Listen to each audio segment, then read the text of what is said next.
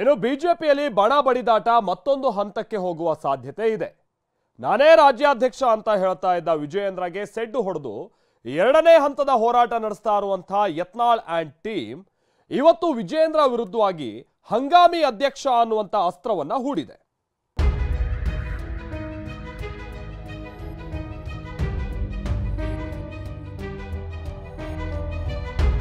ಜಗ್ಗಲ್ಲ, ಬಗ್ಗೋದು ಇಲ್ಲ, ಇನ್ಮೇಲೆ ನಾನು ಸೈಲೆಂಟ್, ಒಬ್ಬೊಬ್ಬರೇ ವೈಲೆಂಟ್ ಅಂದಿದ್ದ ಶಾಸಕ ಯತ್ನಾಳ್ ಟೀಮ್ ಇದೀಗ ಮತ್ತೊಂದು ಹಂತದ ಸಮರವನ್ನೇ ಸಾರಿದೆ.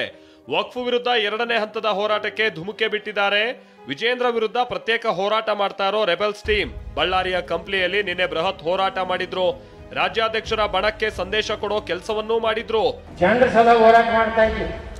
ನಾವು ಯಾರಿಗೋ ಜನ್ಮ ದಿವಸ ಪುಣ್ಯತಿಥಿ ಮಾಡೋರಲ್ಲ, ನಾವು ಜನಾಂದೋಲನ ಮಾಡೋರು.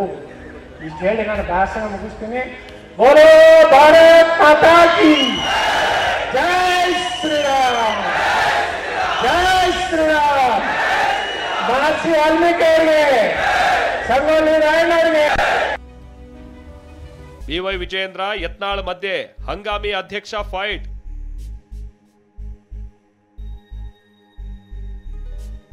ನಾನು ಮುಂದೆಯೂ ರಾಜ್ಯಾಧ್ಯಕ್ಷನಾಗಿರ್ತೀನಿ, ಪಕ್ಷವನ್ನ ಅಧಿಕಾರಕ್ಕೆ ತರ್ತೀನಿ ಅಂತ ವಿಜಯೇಂದ್ರ ಹೇಳಿದ್ದರು. ಇದಕ್ಕೆ ಕೌಂಟರ್ ಕೊಟ್ಟ ಯತ್ನಾಳ್, ಈಗಿರೋದು ಹಂಗಾಮಿ ಅಧ್ಯಕ್ಷರು ಅಂದ್ರು.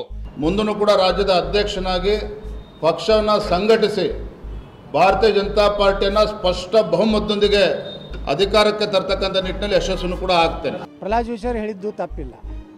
ಈಗಿದು ಅಡ್ಡಾಕ್ ಸಮಿತಿ, ಇನ್ನು ಮುಂದೆ ಬರೋದು ರೆಗ್ಯುಲರ್ ಚುನಾಯಿತ ಅಧ್ಯಕ್ಷ ಬರ್ತಾರೆ.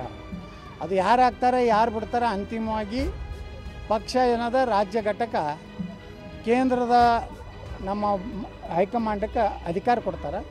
ಕೇಂದ್ರ ಹೈಕಮಾಂಡ್ ಯಾರು ರಾಷ್ಟ್ರೀಯ ಅಧ್ಯಕ್ಷರಾಗಿರ್ತಾರೋ ಹೆಸರು ಘೋಷಣೆ ಮಾಡ್ತಾರೆ. ಇದ್ರಾಗೇನು ಕಾಂಟ್ರವರ್ಸಿನೇ ಇಲ್ಲ. ಹಂಗಾಮಿ ಅಧ್ಯಕ್ಷರೇ, ಇದು ಅಡಾಕ್ ಸಮಿತಿ. ಇದು ಪ್ರಹ್ಲಾದ್ ಜೋಶಿ ಅವರು ಹೇಳಿದ್ರಾಗ ಏನೂ ತಪ್ಪಿಲ್ಲ, ಕಾಂಟ್ರವರ್ಸಿ ಇಲ್ಲ. ಇದಿಷ್ಟೇ ಅಲ್ಲ, ಚುನಾವಣೆ ಮುಖೇನ ಸಹಮತದಿಂದ ರಾಜ್ಯಾಧ್ಯಕ್ಷರ ಆಯ್ಕೆ ಆಗಬೇಕು ಅಂತ ಶಾಸಕ ಯತ್ನಾಳ್ ಹೊಸ ವರಸೆ ತೆಗೆದಿದ್ದಾರೆ.